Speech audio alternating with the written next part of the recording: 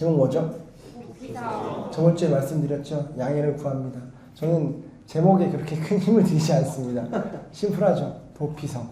자, 그렇다면 여러분 도피성이랑 뭔지 아시는 분, 사역자들 빼놓고 설명하실 수 있는 분 있나요? 한 문장으로? 두 문장까지 괜찮아요. 도피성이란 뭡니까? 도피하는 거 정답. 회피요? 네. 도피하는 건데 좀만 더 부연 설명이 들어간다면 실수로 사람을 죽였을 때 죄지은 자를 잠깐 보호해주는 거. 죄지은 자를 잠깐 보호해주는 곳. 방금 자신 있게 하세요. 실수로 사람을 죽였을 때 실수로 사람을 죽였을 때 복수를 하려는 사람의 손에 죽지 않도록 잠깐 오늘 피하는 거. 본문 잘 읽으셨네요. 네. 네, 좋아요.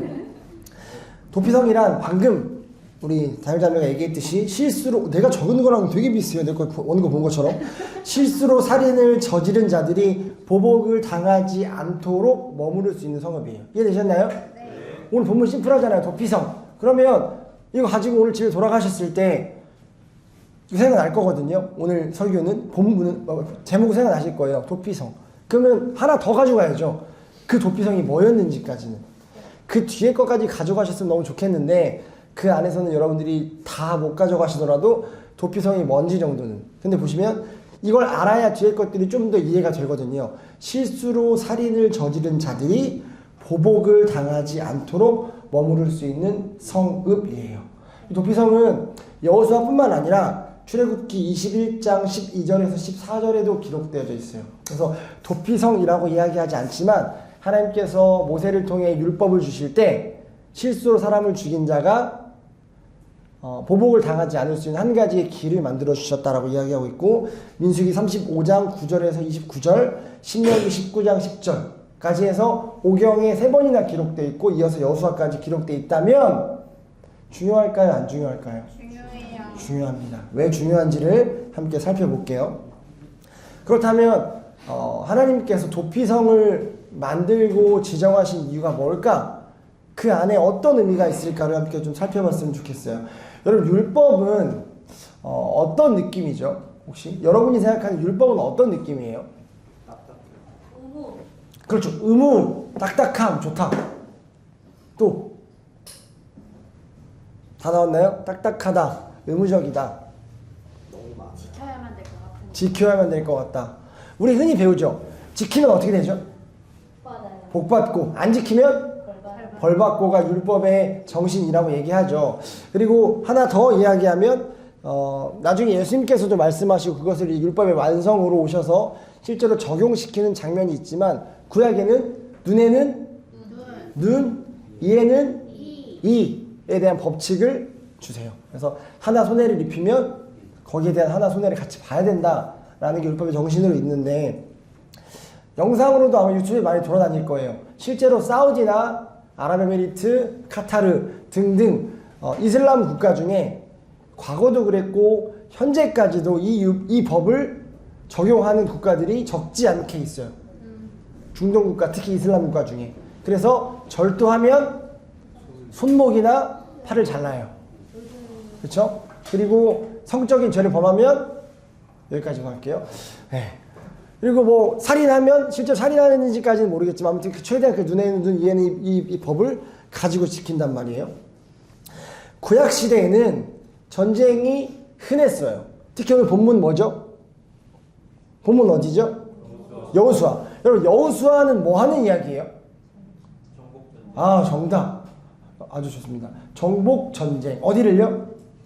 가나안. 하나님이 주신 그 약속의 땅 가나안으로 들어가서 이스라엘 백성들이 정복 전쟁하는 이야기예요. 계속 전쟁이에요. 그렇죠? 첫 번째 여리고성, 그 다음 아이성, 그 다음 계속 전투예요.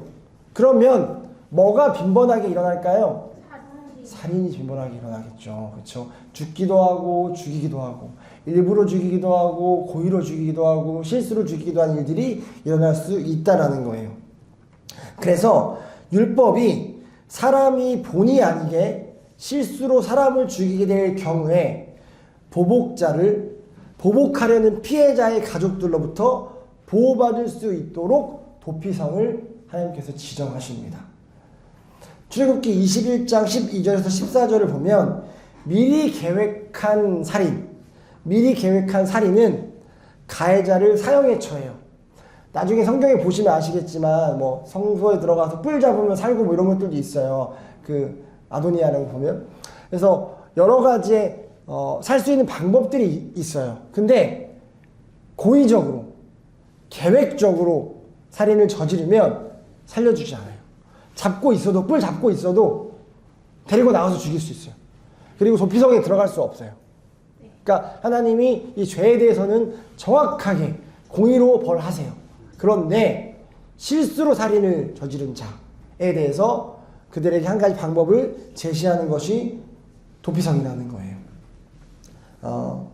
실수로 사람을 죽이는, 즉 일종의 과실치사의 경우에는 가해자를 죽이지 못하도록 하는 법을 만드셨는데 이게 왜 그럴까요? 한번 찾아볼게요. 민수기 35장 9절에서 29절을 보면 이런 명령을 더 자세하게 설명해요. 하나님께서는 요단강 동쪽에 3개, 요단강 서쪽에 3개 등 총 6개의 도피성을 정하라고 지시하세요. 6개예요. 왜 6개인지 제가 말씀드릴게요. 숫자가 아니라 왜 곳곳에 도피성을 정하라고 하셨는지. 고대 사회에는요, 가족이나 친척 중 누가 살해를 당하면 보복은 누구의 몫이었냐면 살아있는 유가족의 몫이었어요. 그러니까 반드시 보복을 해야 됐다고요. 왜냐하면 그래야 그것이 죽은 사람에 대한 예우를 다 갖춘 것이라고 생각했어요.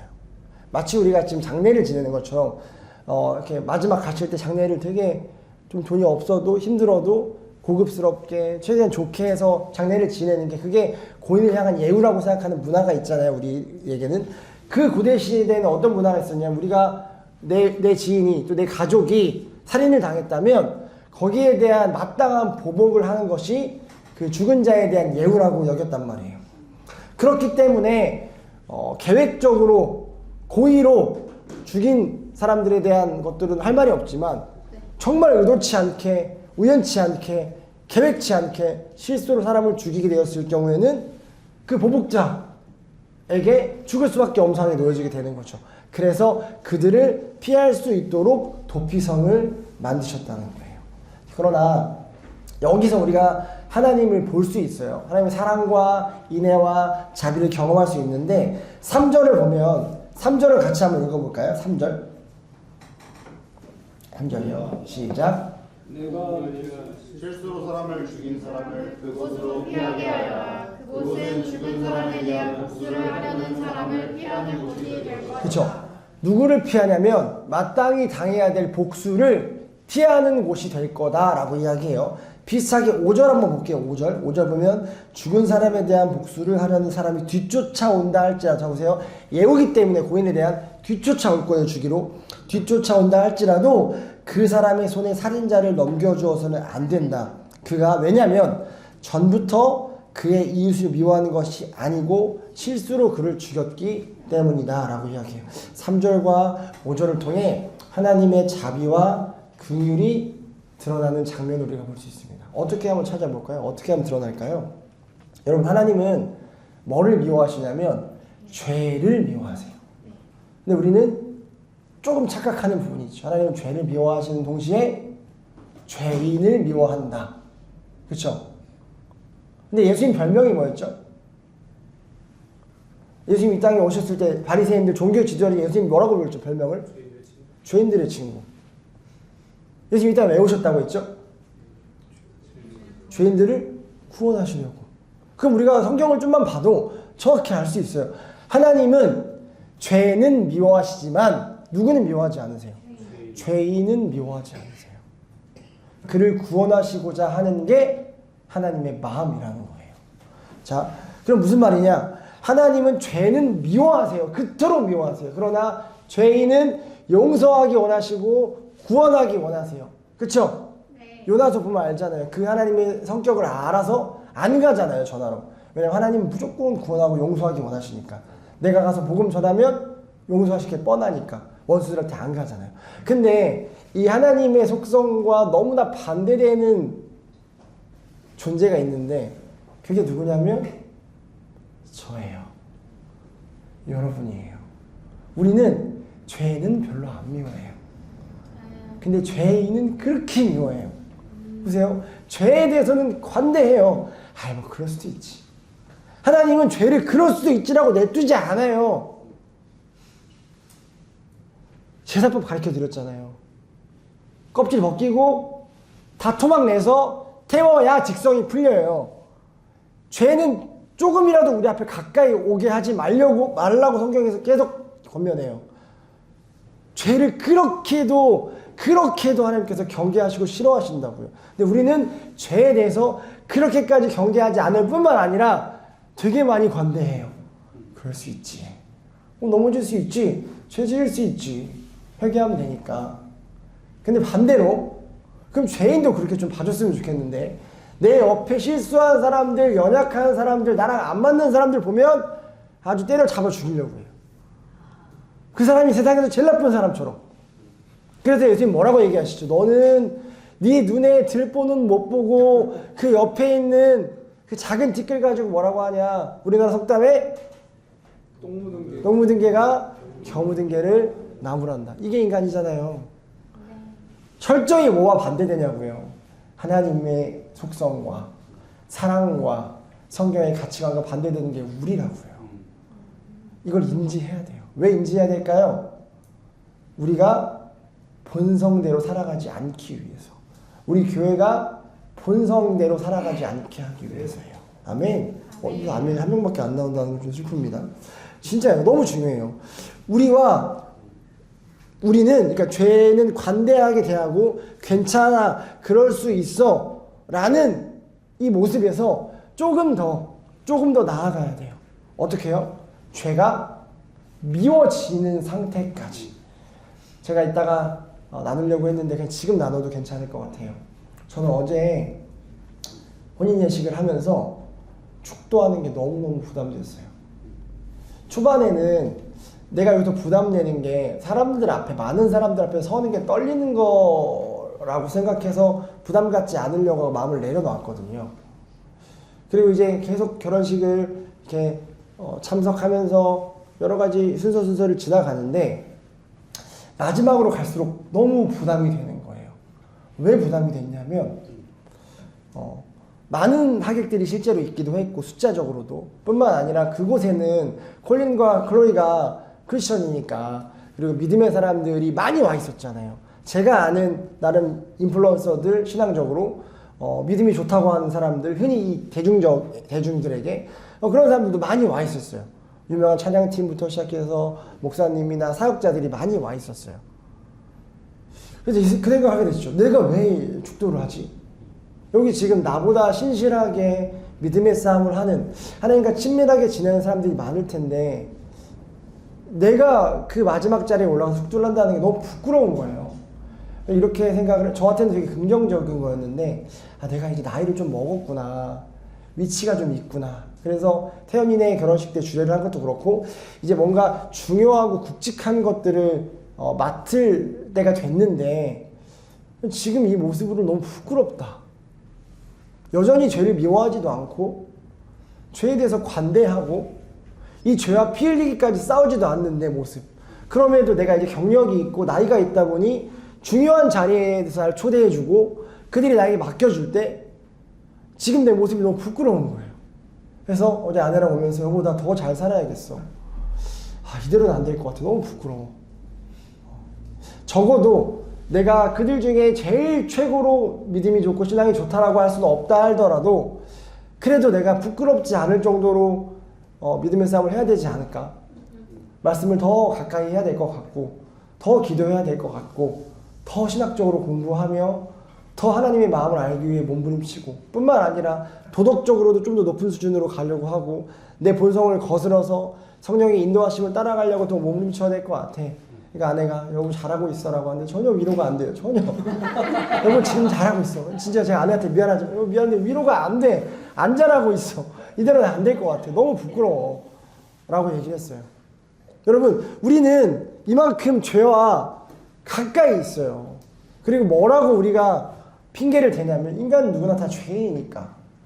근데 바울이 뭐라고 얘기하죠? 죄와 피 흘리기까지 싸우라. 우리 안에 그 모습들이 있냐는 거예요. 그게 없어요. 그럼 없으면 죄인들도 좀 놔둬야죠.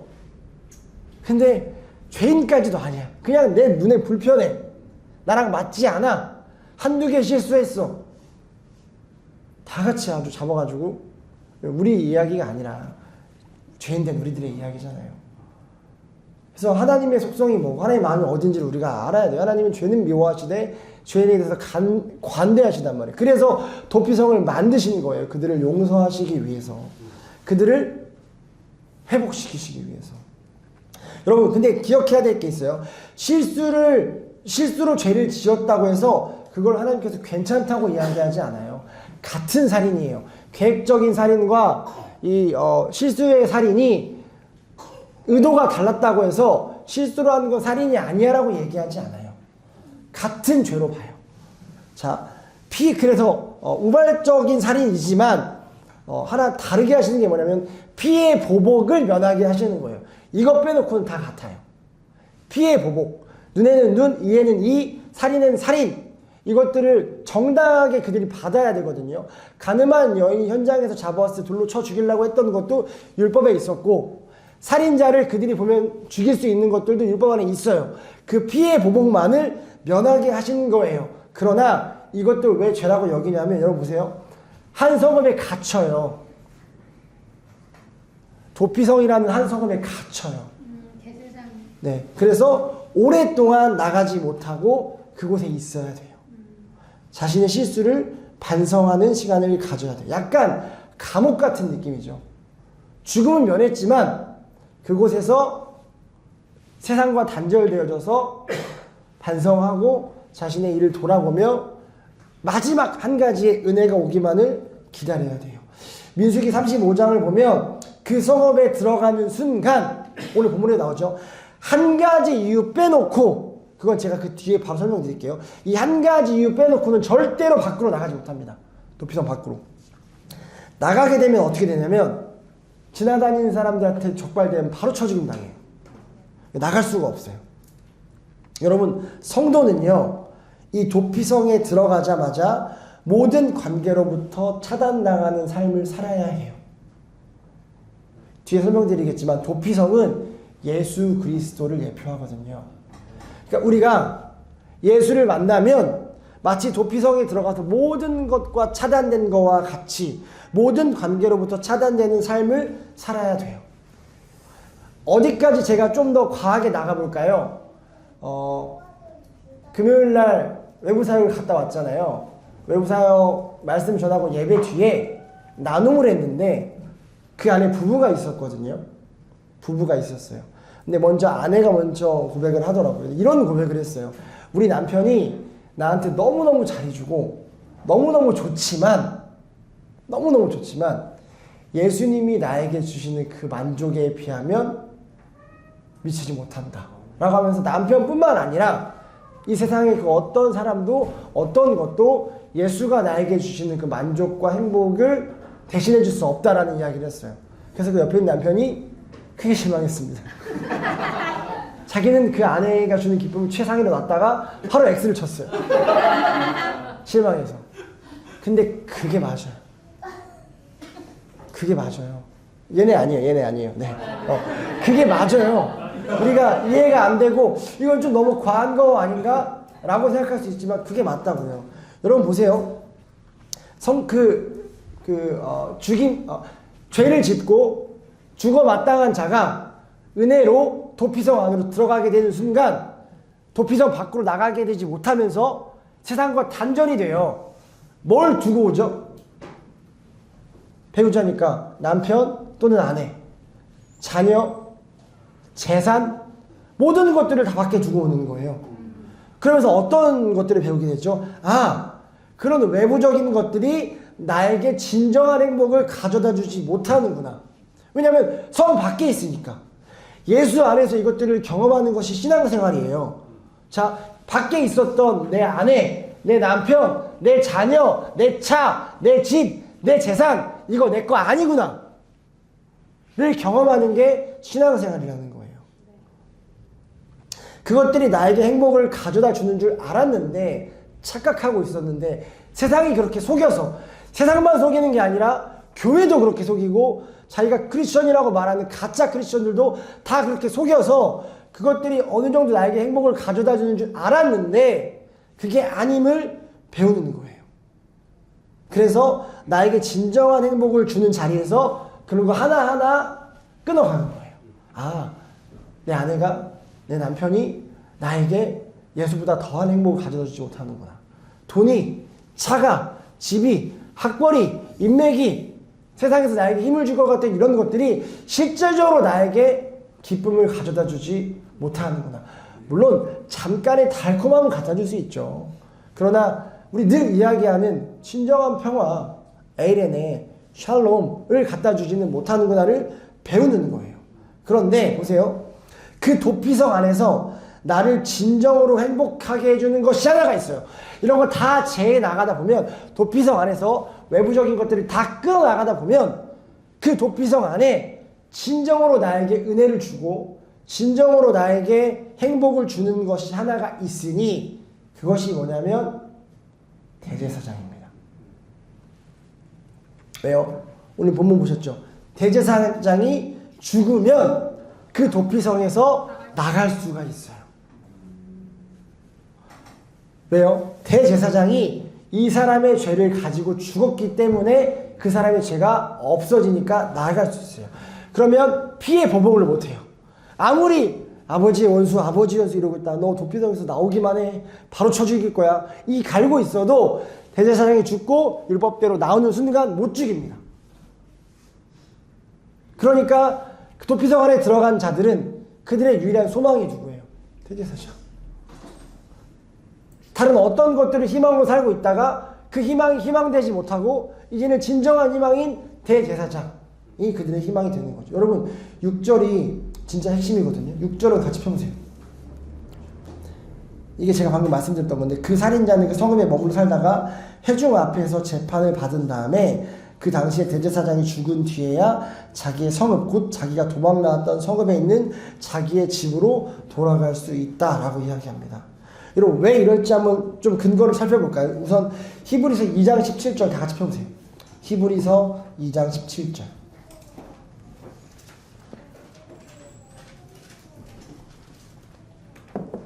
히브리서 2장 17절. 찾으셨나요? 같이 읽겠습니다. 그러므로 모든 점에서 형제자매들과 같아지셔야만 했습니다. 그것은 그가 하나님 앞에서 자비롭고 성실한 대제사장이 되심으로써 백성의 죄를 대신 갚으시기 위한 것입니다. 아멘. 앞에 그가라고 했어요. 누구지? 했지만 뒤에 백성의 죄를 대신 갚는다라는 걸 유추해보면 그가 누군지 알 수 있죠? 예수! 마태복음에서 예수의 이름의 뜻이 뭐죠? 바로 안 나오는군요. 다시 성경 공부 부활해야겠군요. 그들을 자기의 어디서? 죄에서 구원할 자가 예수예요. 그러니까 처음에 그가 누구지 할 수 있지만 뒤에 백성의 죄를 대신 갚으시기 위한 것이라는 걸 보니까 아 예수가 대제사장이구나를 알 수 있죠. 4장 14절에서 16절 14절 제가 읽을게요. 그러나 우리에게는 하늘에 올라가신 위대한 대제사장이신 하나님의 아들 예수가 계십니다. 여러분 헷갈릴까봐 대놓고 써주셨어요. 대제사장 예수가 계십니다. 그러므로 우리 신앙 고백을 굳게 지킵시다. 우리의 대제사장은 우리의 연약함을 동정하지 못하시는 분이 아닙니다. 그는 모든 점에서 우리와 마찬가지로 시험을 받으셨지만 죄는 없으십니다. 그러므로 우리는 담대하게 은혜의 보좌로 나아갑시다. 그래야 우리가 자비를 받고 은혜를 입어서 저때에 주시는 도움을 받도록 합시다. 우리 손재 선생님이 찬양에 도와주셨을 때 아버지 사랑 내가 노래해 라고 했을 때 그 뒤에 뭐가 붙었냐면 상한 갈대를 꺾지 않으시고 꺼져가는 심지를 끄지 않으시는 그 하나님의 긍휼과 자비와 사랑. 그래서 예수를 보내셨던 그 은혜를 우리가 알죠. 그래서 예수님은 성경은 뭐라고 얘기하냐면 대제사장이라고 얘기합니다. 여러분 대제사장의 역할이 뭐죠? 우리 레위기 민수기 성경 공부 때 했었잖아요. 뭐죠? 누구의 대표? 백성의 대표. 근데 무슨 대표? 뭐를 가지고 하나님 앞에 나가죠? 모든 백성의 죄를 모아서 하나님 앞에 나아가는 거예요. 뭐와 비슷하네? 예수와 비슷하죠. 대제사장이 실제로 그 역할을 한 이유는 그의 어떠함이 아니라 그걸 통해 오실 예수 그리스도를 예표했던 거예요. 자, 그래서 대제사장의 역할, 백성의 모든 죄를 가지고 하나님 앞에 나아가는 역할이죠. 예수님은 레위 지파의 제사장들처럼 하나님의 율법을 충족시키기 위해, 율법이죠, 우리의 죄를 담당하시고 스스로 희생제물로 자기 몸을 드렸단 말이에요. 히브리서 7장 26절에서 27절을 그렇게 기록하고 있고요. 그러나 끊임없이 희생제물을 드렸던 레위 제사장들과는 달리 예수님은 단 한 번의 희생으로 자신의 몸을 드림으로써 예수님을 통해 하나님께로부터 오는 모든 자들의 영원한 구원을 얻게 해주셨다라고 히브리서 9장 12절에 기록하고 있습니다. 영 단번의 제사로 그 모든 죄, 이전에 지은 죄와 지금 짓는 죄와 앞으로 지을 모든 죄를 해결하셨다라고 이야기하고 있는 거예요. 여러분, 대제사장이신 예수님께서 죽으심으로 우리의 죄가 해결된 거란 도피성이 연관이 있는 거예요. 도피성이 예수기 때문에 대제사장이 죽으면 그의 문제가 해결되어지는 거예요. 그러니까 어떻게 돼요? 피의 보복자의 추격을 받지 않고 온전한 자유를 누리게 되는 거죠. 우리가 복을 받아들이고 예수 그리스도의 십자가 사건이 나의 이야기가 되면 어떻게 돼요? 이 땅에서 진리가 너희를 자유케 하리라. 진정한 자유를 누리게 되는 거예요. 이 땅에 이미 임한 하나님 나라의 백성으로서 이 땅에 임한 하나님 나라를 누리며 살아갈 수 있게 되는 거라는 거예요. 여러분 7절에서 9절을 봐도 하나님의 배려가 너무너무너무 보여요. 구약은 무서운 하나님이라고요. 구약은 딱딱한 하나님이라고요. 구약은 공의의 하나님이라고요. 근데 이미 구약에 지금 민수기, 신명기, 여호수아 다 도피성을 이야기하고 있는데 여기서 어떻게 우리가 딱딱한 하나님을 이야기할 수 있나요? 말랑말랑하고 자비로우시고 인애로우시고 이 모든 단어가 다 합쳐져 있는 게 헤세드의 하나님. 도저히 우리가 상상할 수 없는 그 사랑을 보여주신 아가페 하나님을 구약에서 계속 보여주시는데 특별히 7절에서 9절을 보면 도피성 6개를 강 동쪽과 서쪽에 그리고 남부, 중부, 북부에 두심으로 이스라엘 지파에 속한 사람이라면 누구든지 도피성으로 피해야 될 일이 생겼을 때 자신이 살던 곳에서 하루 이상의 길을 가지 않을 수 있도록 곳곳에 도피성을 설치해 놓으셨어요. 무슨 말이에요?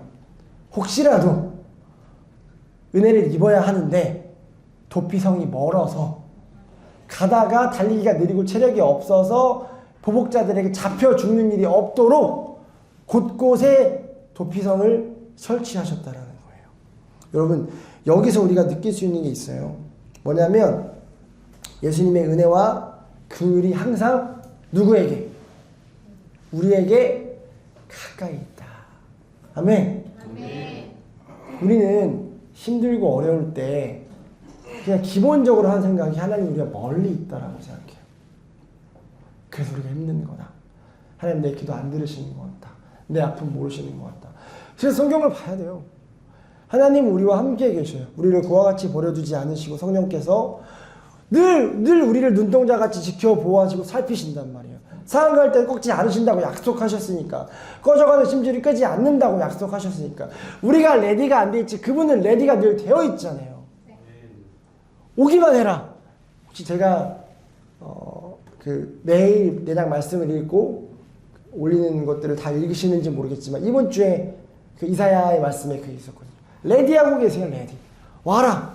기도가 안 들어지는 이유는 나는 레디하고 있는데 너희가 날 구하지 않아. 너희가 날 찾지 않아. 날 멀리 있다고 오해하고 있어. 아니요. 난 너희와 가까이 있고 레디하고 있다. 귀를 열고 들을 준비를 하고 있고 너네가 아버지 하나님 부르면 내가 언제든 튀어갈 준비를 하고 있는데 너희는 날 부르지 않는구나. 날 찾지 않는구나. 그래서 그들이 버림받았다라고 이사야에서 이야기하고 있었단 말이에요.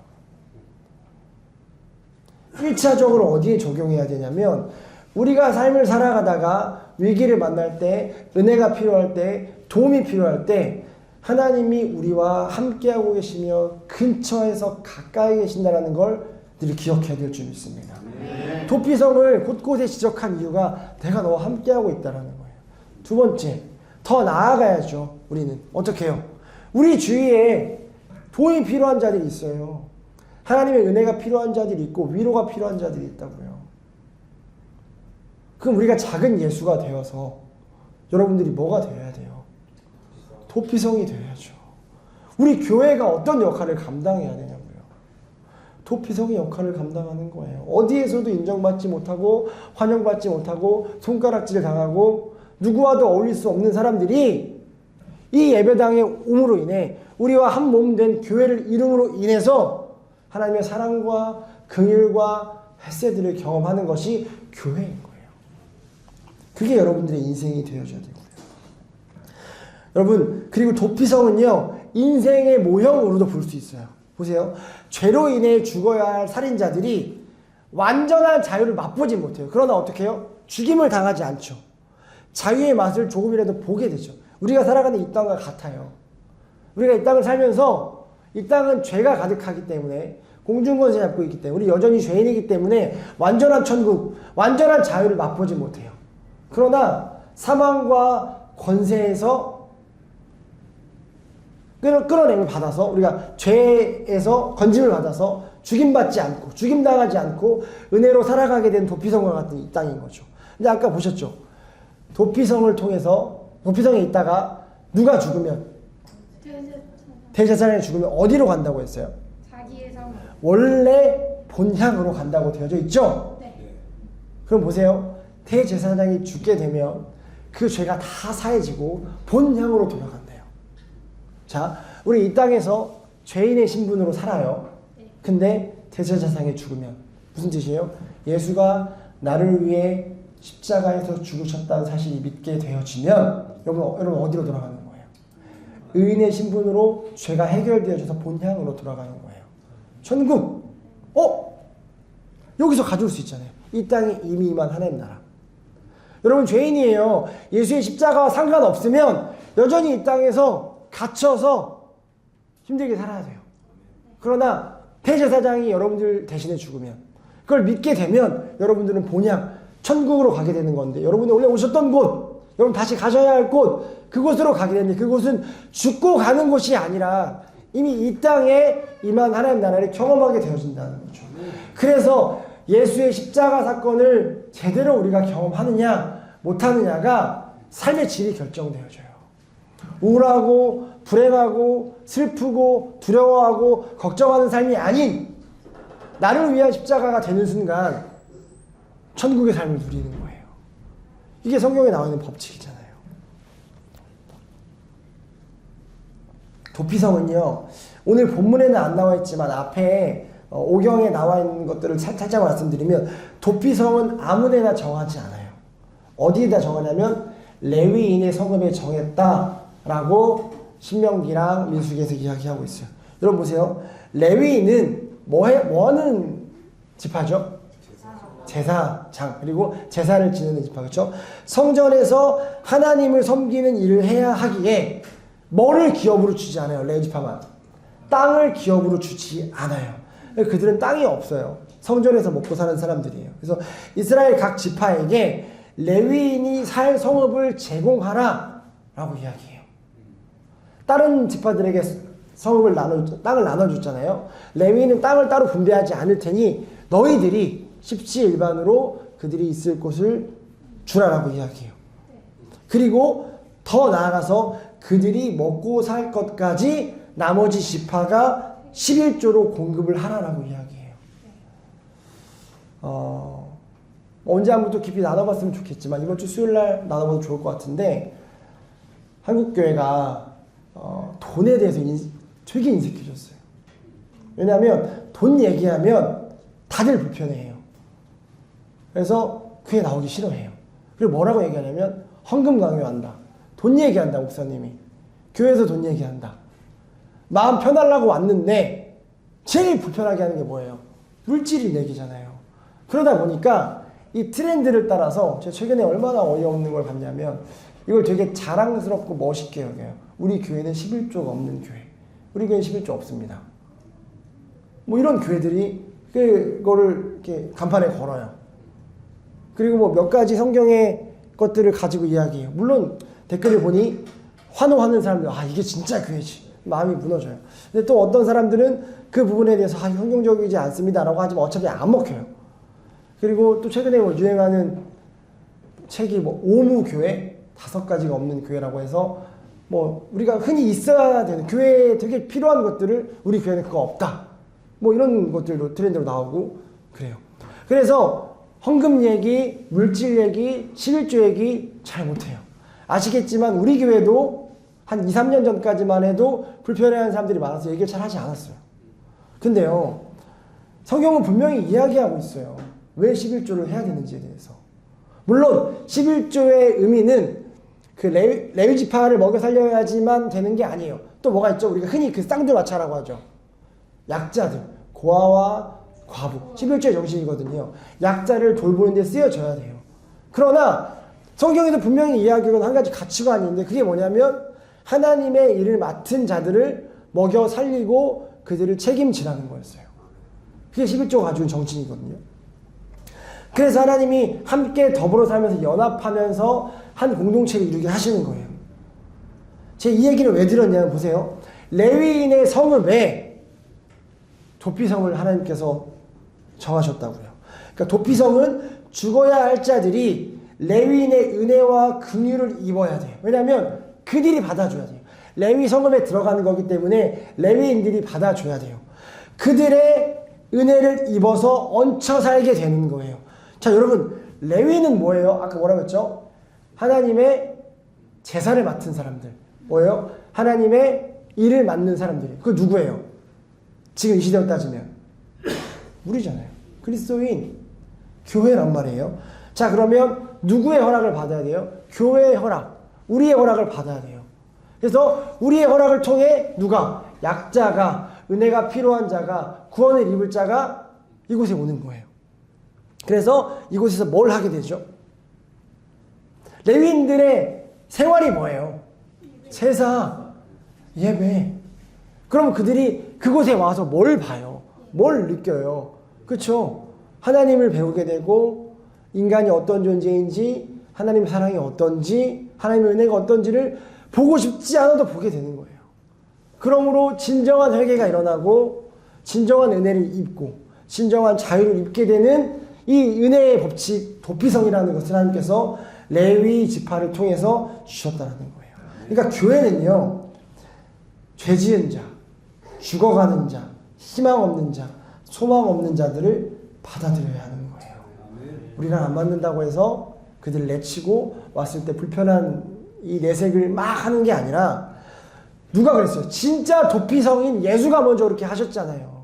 이 땅에 오셔서 죄인들과 함께 어울리시면서. 그렇다면 그 작은 예수인 우리가, 그 예수가 가시는 길을 따라간다고 결단하는 우리가 그 역할들을 감당해야 되는 거죠. 그래서 레위인들이 아까 뭐 했냐면 제사를 지냈잖아요. 그러니까 죄인들이 하나님과 가까워질 수 있는 기회를 주신 건데, 그로 인해 더 진정하고 깊은 회개를 할 수 있게 된 건데, 우리 교회 안에 어떤 일이 일어나야 되는지를 기도해야 되냐면, 우리가 이곳에서 드리는 예배가 신령과 진정의 예배가 되어줘야 돼요.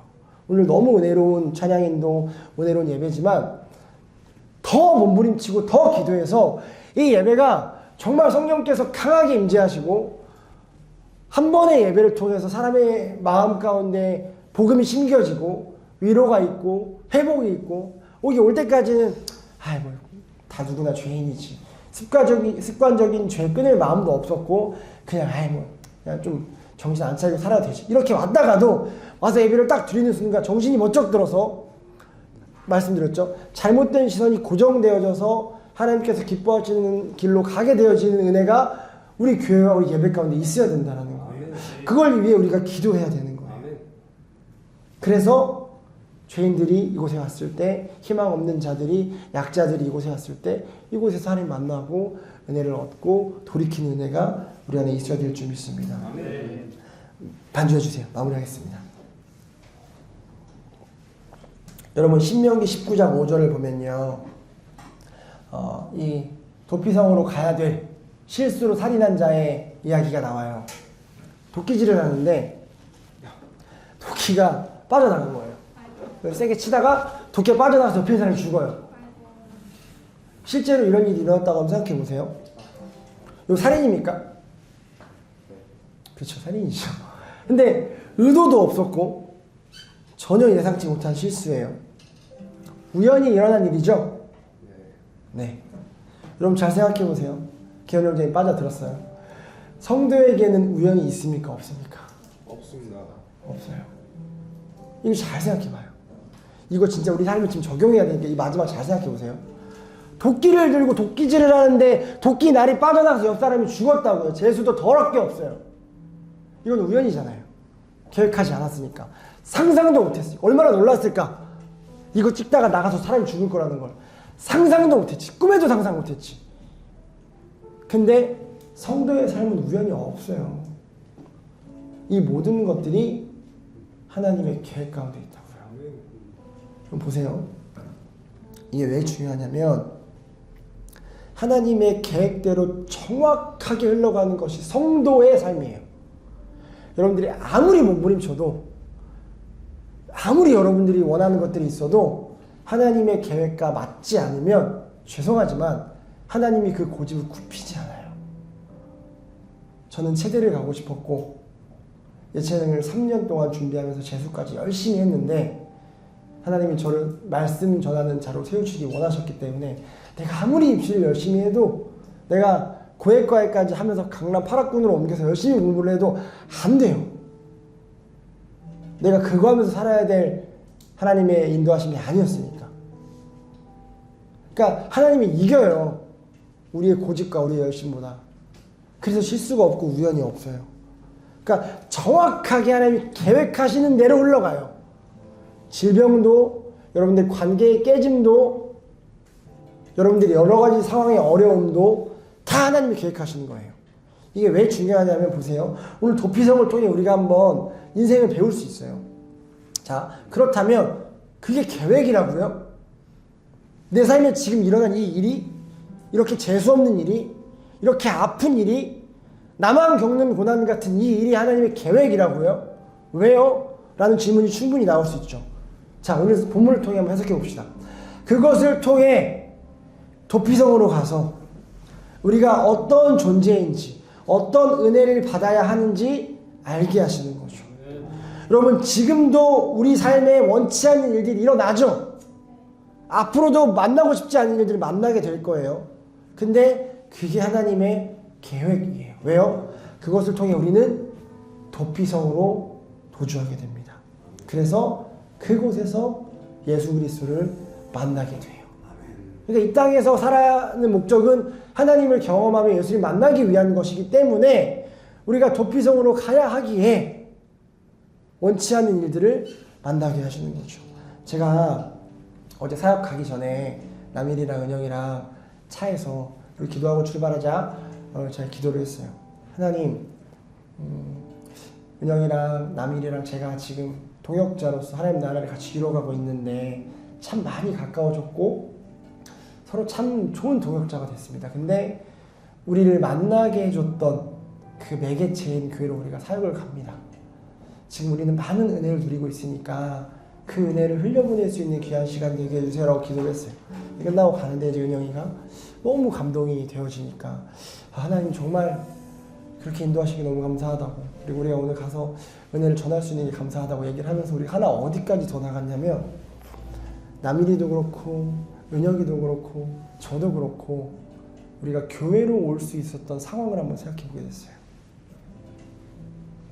셋 다 동일하게 가정의 문제였습니다. 가정의 깨어짐이고 가정의 아픔이었습니다. 우리는 도피성으로 교회로 왔고 그곳에서 예수를 만나고 이제는 우리가 회복되어져서 그 도피성이 필요한 자들에게 복음을 전하는 삶을 살게 됐다는 걸 알게 됐어요. 그래서 말로 다 할 수 없는 은혜로 그 2시간을 정말 기쁨으로 가서 예배하고 왔어요. 여러분, 이게 얼마나 은혜인지 한번 볼까요?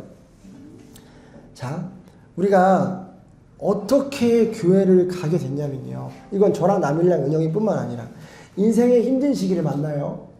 위기를 겪어요. 그때 도피할 곳이 필요해요. 인간은 절대로 혼자 그 위기를 이겨낼 수 없어요. 그렇게 강인한 인간이 없어요. 도피할 곳이 필요해요. 근데 그 도피할 곳이 각자 다 달라요. 누구는 돈, 누구는 친구, 누구는 이성, 누구는 힘, 뭐 여러 가지 세상의 것. 근데 그 중에 소수가 예수를 선택해요. 사실은 선택한다는 단어도 맞지 않아요. 왜냐하면 지금 돌아보면 우리가 선택한 게 아니야. 그때 다른 도피처를 선택할 수 있었거든요. 근데 모르겠어요. 지금 돌아보니까 왜 어디에 미쳐서 어디에 홀렸는지 모르겠는데 그 인생의 위기를 겪을 때 예수를 선택하게 됐어요. 그래서 지금도 이 은혜 자리에 있는 거예요. 여전히 예수님 배워가고 있거든요. 여러분 이게 얼마나 큰 은혜냐면요. 제가 어떤 목사님께서 쓰신 글을 봤는데 읽어드릴게요. 한번 잘 들어보세요. 어릴 적 불우한 가정, 혼란스러운 환경에서 태어난 아픔과 상처를 겪는 경험은 아마 대부분 겪는 일일 겁니다. 고통은 참 상대적인 거라서 처한 환경이 객관적으로 넉넉하다 할지라도 자신이 느끼는 삶의 고통은 매우 클 수 있습니다. 부모님이 이혼하시거나 한 분이 먼저 세상을 떠나셨거나 폭력과 폭언이 난무하는 가정이거나 건강한 사랑을 주고받지 못했거나 경제적으로 정서적으로 결핍이 많거나 풍요로움 속에서라도 고립된 삶을 살았거나 억울하거나 여러 가지의 일들을 만납니다. 어떤 형태이든 사람은 아플 수 있습니다. 그렇게 누군가는 정신적인 병을 얻기도 하고 고립을 선택하기도 하며 폭력과 힘을 과시하는 집단에 속하기도 합니다. 그리고 저와 같이 교회라는 도피성으로 도망간 사람들도 존재합니다. 죄송하지만 저는 그렇게 생각합니다. 제가 유달리 선했기 때문에 교회로 도피하여 사역자가 된 것이 아니라 가정 환경이 무너져서 조폭이 되기를 선택한 그들과 나는 한 끗 차이라는 것을요. 스스로 고립을 선택해서 우울증과 여러 가지의 힘듦으로 자살을 선택하는 그들과 나는 한 끗 차이라는 것을요. 심지어 마약이나 불법적인 삶을 선택한 이들과 저는 한 끗 차이라는 것을요. 다시 과거로 돌아가 제가 선택했던 작고 작은 선택 중에 한두 개만 틀어졌다 할지라도 저는 그들과 같은 삶을 살아갈 수밖에 없었다라고 생각합니다. 그들이 누구냐면 인생의 위기에 있는 자들입니다. 그들과 우리가 다르지 않아요. 그들은 지금 불안 가운데, 우울 가운데 눈치 보면서 사람들을 못 받고 살고 있어요. 근데 우리는 진정한 자유를 누리고 은혜 가운데서 오늘 축하받았죠. 축하받으면서 사랑받으면서 기도받으면서 살아가는데 우리가 그들과 다르지 않아요. 그냥 하나, 도피성이 달랐어요. 우리도 다 인생에 위기가 있었거든요. 아픔이 있었어요. 엇나갈 만한 기회가 수두룩하게 많았어요. 하나님을 선택하지 않을 수 있었어요. 근데 대체 우리가 뭔데? 왜 우리가 주님을 선택하도록 주님께서 우리에게 은혜를 주신 걸까요? 우리가 왜 도피성을 선택하게 됐냐는 거예요. 예수로. 누군가는 다른 도피처를 택해서 지금도 고통 속에서 죽어가요. 우성 사모님 이번 주에 올리셨잖아요. 그 누군가가 우리랑 크게 다르지 않아요. 죽어가요. 죽음 앞에서 내가 지금 자살을 선택해야 되나? 인생을 더 살아야 되나? 이 고민을 하고 있다고요. 왜요? 도피성이 잘못됐기 때문에. 근데 우리는 대체 무슨 은혜를 입었기에, 우리가 얼마나 대단한 존재기에 하나님 우리를 붙드셔서 그 도피성을 예수로 선택하게 하셨냐고요. 설교를 준비하면서 기억해봤어요. 저희 20대를, 힘들었던 10년을. 매일 울었습니다. 너무 힘들어서. 근데 어디서 울었는 줄 알아요? 예배 자리에서 울었어요. 이게 대박이돼요. 월, 화, 수, 목, 금, 토, 일 예배를 안 드리는 날이 없었어요. 하나님은 저를 예수라는 도피성으로 가두셨어요. 거기서 울게 하셨고, 거기서 무너지게 하셨고, 거기서 회복시키셨고, 거기서 예수를 만나게 하셨어요. 그래서 지금도 여전히 연약하거든요. 그냥 여러분 웃으라고 하는 얘기지만 이제 다영이랑 남은 이야기니까, 얼마 전에 고기 먹으러 갔는데, 부끄러운 부분일 수 있으니까 얘기할게요. 고기 먹으러 갔는데 오랜만에 어머님이 몸이 좀 안 좋다고 하셔서 이제 한우를 먹으러 갔어요. 요즘 한우 싸게 하는 데가 있어서 그래도 한우는 한우인지라 싸진 않더라고요. 아이들이랑 밥 먹었는데 예상했던 금액이 있잖아요. 생각보다 좀 덜 나온 거예요. 끝나고 나와보니까 덜 나왔는데 알고 보니까 하나를 계산 안 한 거죠. 그래서 나는 가자.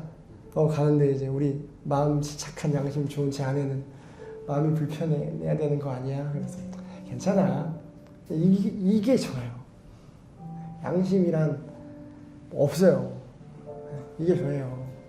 근데 대체 내가 뭐 잘난 게 있어서 하나님 대체 나를 어떤 이유로 나보다 더 괜찮은 도덕성과 더 괜찮은 인간성을 가진 사람들, 더 똑똑한 사람들은 다른 도피성을 선택해서 지금 죽음의 문턱에서 죽어가는데 늘 불안해하고 늘 우울해하고 헬조선, 지옥 같은 삶 이러면서 하루하루를 버텨가는데 저는 대체 무슨 은혜로 하루하루를 너무나 행복하게 살아가냐고요. 여러분, 이게 은혜예요. 이게 기적이에요. 대체 이것보다 어떤 더 큰 은혜와 기적을 바라시는 겁니까, 여러분? 굿뉴스? 좋은 소식?